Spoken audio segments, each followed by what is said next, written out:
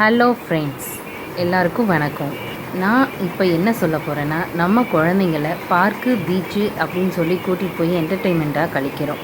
அதுக்கு பதிலாக இந்த மாதிரி லீவ் டைமில் நம்ம குழந்தைங்கள நம்ம சொந்த ஊருக்கு கூட்டிகிட்டு போய் அங்கே நடக்கிற திருவிழாக்களை காட்டி நம்ம சொந்த பந்தங்களோட கழிச்சோன்னா நம்ம சொந்தங்கள் யார், பந்தங்கள் யாருன்னு குழந்தைங்க தெரிஞ்சுக்குவாங்க. இப்போ இருக்கிற காலகட்டத்தில் குழந்தைங்களுக்கு உறவு முறைகளே தெரியாமல் போயிடுது. அதனால் இந்த வருஷத்துக்கு ஒரு தடவையாவது நம்ம இந்த குழந்தைங்களை கூட்டிகிட்டு போய் நம்ம ஊர் திருவிழாக்களை காட்டி அவங்க என்ன பண்ணுறாங்க, எப்படி இருக்காங்க, அவங்களோட வாழ்க்கை முறைகள் எப்படி இருக்குது அப்படிங்கிறத காட்டினேன்னா அவங்களும் கிராமத்து வாழ்க்கையை பற்றி நல்லா தெரிஞ்சுக்குவாங்க. நம்ம குழந்தைங்களும் நம்ம உறவுகளோட ஒன்றோட ஒன்று இருப்பாங்க.